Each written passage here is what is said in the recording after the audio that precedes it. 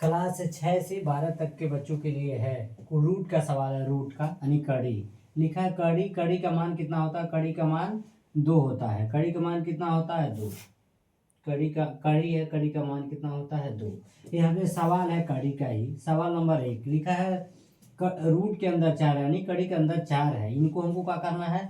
हल करना है, सरल करना है। इनको हमको क्या करना है? सरल करना है। एकदम इजी है। कड़ी का मान हमारा क्या होता है?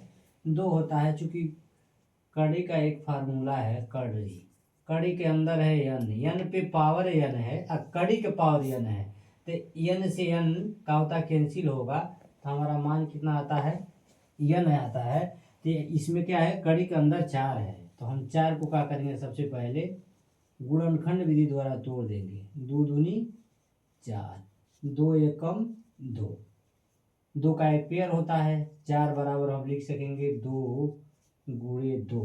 और किसी भी संख्या पे एक घात होता है, एक घात होता है, तो ध्यान देंगे 2 पे पावर 1 गुणे 2 पे पावर 1 है, तो हमारा आधार 2 ही होगा। 1 प्लस 1 जुड़ जाएगा तो हमारा 2 पे 2 घात हो जाएगा। चूंकि इसका एक फार्मूला होता है ए पर पावर m गुणे ए पर पावर n बराबर होता है ए पर पावर m प्लस n। यानी ए के मान हमारा कितना? 2 दिया हुआ है। ए के मान कितना है? 2 है। m के मान हमारा कितना है? 1 है। m के मान 1 है तथा n के मान हमारा कितना है? n के मान भी हमारा 1 है। n के मान 1 है, तो हम यहाँ बराबर दे देंगे, बराबर का चिन्ह देंगे। ए के मान हमारा कितना है? ए के मान हमारा कितना है? 2। 2 लिखेंगे ए के जगह पे, m के जगह पे क्या लिखेंगे? 1 प्लस n के जगह पे हम क्या लिखेंगे? 1। जब हम जोड़ेंगे तो कितना हो जाएगा? बराबर 2 और 2 1 बराबर लिखेंगे 2, 1 प्लस 1 कितना हो जाएगा? 2। तब जाके हमारा ये मान आता है।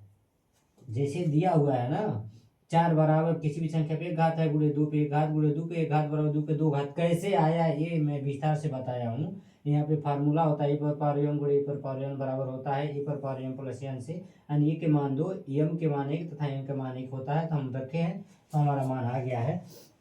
हमको क्या सिद्ध क्या करना है? कड़ी में 4 है, तो कड़ी में 4 की जगह पर हम क्या लिख सकेंगे? कड़ी के अंदर लिखेंगे 2 पे 2 घात। 2 दूनी 4 होता है, 2 गुणे 2 लिखेंगे तो 2 दूनी 4 ही हो जाएगा। अब कड़ी के मान हमारा कितना होता है? 2। चूंकि हमारा फार्मूला होता है कड़ी के अंदर n पे पावर n, कड़ी का मान n से कटेगा तो n ही मान आएगा। तो इसी तरह कट जाएगा, पावर से पावर कैंसिल हो जाएगा, हमारा मान क्या आएगा? 2। यही हमारा आंसर हो जाता है। बहुत सारे बच्चे घबरा जाते हैं कड़ी के मान लेकर।